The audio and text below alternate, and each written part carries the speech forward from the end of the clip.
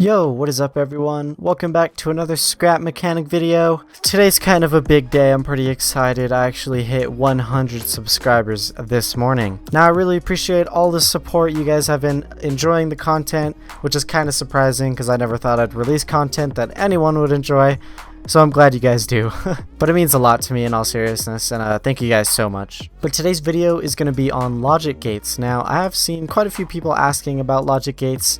I had to put quite a bit of research in myself, but I've kind of gotten to a point where I kind of understand it more or less. But if you have any more questions than what I explained right now, let me know down in the comments and I'll try to answer them as best as possible. Well, let's get started. So in the game there are currently 6 different gates, and now 3 of them are actually very simple and the other 3 are also very simple except the opposite. I'll get into more detail on that in a little bit, but for now let's start with the OR gate. So when you place down a gate with the OR gate and make it into an OR, all the gate is saying, if you want to power something, in my example right here it's a horn. Let's say you want to turn that horn on. So with this logic gate, if you use this switch or this switch, it'll power it.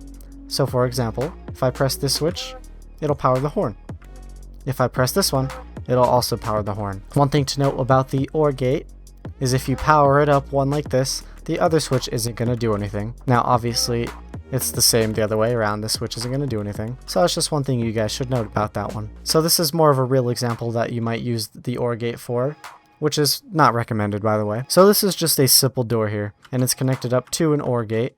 So let's say you want to open the door, you could press this one, and like I said before, this other switch isn't going to do anything. Or you could press this one. But like I said, it's not very recommended, because if you actually want to go through it and close the door on the other side, let's say this switch was over here, this one's not going to do anything. So your door's just going to stay open.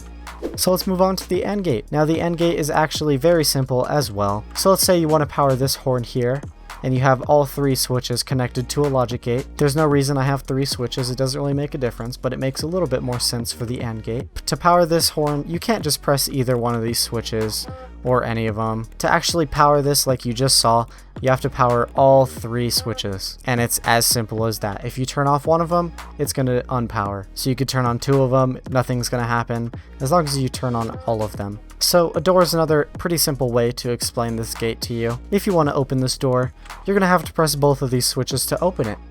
And if you press one of them, it's going to close again. So it's the same case with the OR gate. It's not very recommended. It doesn't work too well for doors, but I guess if you really wanted to do that, it would work. But let's move on to the XOR gate. Now, the XOR gate is probably the most common gate that you're going to be using, and it's actually extremely simple. So let's say you want to power this horn here, and you have it connected up to an XOR gate. All this logic gate says is if you want to power the horn, you could use one switch or the other, but not both. So let's press this switch, it'll power the horn. If I press this switch, it'll also power the horn. But one thing you should note, if you try pressing both of these, it'll turn off again. But the same thing applies if you unpower it, it'll power back on again. So an extremely good example for this is a door. This is the best gate you should use for a door, by the way, if you want to make any kind of door in your base, in survival mode at least. This gate will probably work out the best for you. So this gate is actually very similar to the OR gate, like I said before, so you could press one switch or the other to power it. So let's say you have a door on the front of your base and you want to get inside. Obviously, all you're going to have to do is press this if you don't destroy your base first. All you have to do is press this button here, and it'll open the gate.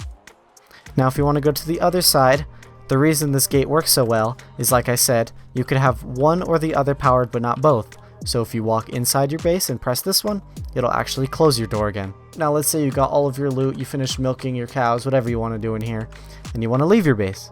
All you have to do is go to the switch and open it right up again. Once you go outside, you press this switch again.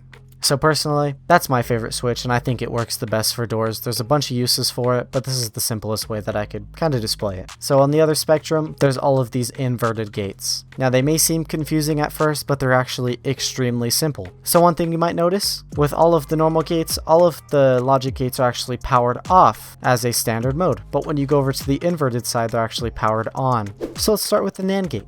The NAND gate is the exact same as the AND gate, except opposite. Now that kind of sounds confusing, kind of not really, but I'll explain it to you. So just like with an AND gate, the only difference is this logic gate is going to be on. Now if you want to turn off the logic gate, all you have to do is connect a few switches to it and turn them all on, and it'll actually unpower the logic gate. Same thing with the AND switch, if you turn one of them off, it'll repower it again.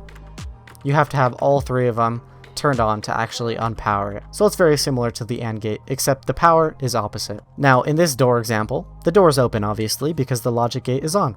So if you want to close this door, you have to have all 3 switches on. And if you were to turn one of these switches off, it would open again. Not sure why you would use that for a door at all, ever, but you know, that's a good example. So now onto the NOR gate. The NOR gate is the same exact as the OR gate, except opposite. So the reason this one is the opposite is, like I said before, the logic gate is already on, and it's going to stay on as long as these are unpowered. So if you want to turn off the logic gate, all you have to do is press one switch or the other. But the same as before, with the OR gate, if you power one of these switches, the other one's not going to do anything. Same thing on the other side. So it's basically the exact same as an OR gate, except the logic gate is permanently on instead of permanently off. Now for the door example, your door is going to be open here, and if you want to close it, you could use one switch or the other switch. So it's simple as that. Let's move on to the next gate. Now, I mistyped it here, but it's actually the XNOR gate. Now, the XNOR gate is actually the opposite as the XOR gate over there, or the XOR gate, whatever you want to call it. So it has a common theme here. Just like all of the other gates, the logic gate is already on, and it's the exact same as the XOR gate. So instead of trying to turn on the logic gate, you're trying to turn it off. So you could use one of the other switches, but not both to turn it off. So let's say you want to turn off this horn, which it's currently powered. If you want to unpower the horn, you could use this switch, or you could use this switch. But if you use both, it's going to stay powered. So like before, this is a good example with the door. It's pretty much the exact same if you use it in the door. So if you use the XNOR gate as a logic gate for your door, which I don't know why you could do if you could use these other ones. If you were to use these, obviously your door is going to stay open. Now you could close your door with one switch or the other, but not both. So let's say you want to use this switch to close your door, it'll close ahead. Same thing, if you want to use this switch, it'll close. But if you want to use both switches, it's not going to work. Your door will stay open, this will stay powered on. So that's basically the gist of logic gates. Now they're pretty simple to understand, although I think they're extremely hard to master. Personally, I have not mastered them. I just understand them a little bit. So like I said before, if you have any more questions, leave them down in the comments and I'll try to answer them as best as I can. But that's basically the most basic, simple way that I could explain logic gates to you guys. But if you guys enjoyed the video, please consider hitting that subscribe button. I just got to 100 today. I'm already at 120 something, but my new goal is 250. So if you guys want to help me get there, join the party, hit that subscribe button down below. Also hit that like button if you really enjoyed the video, if it helped you out. But I really hope you guys enjoyed this video, and I'll see y'all next time.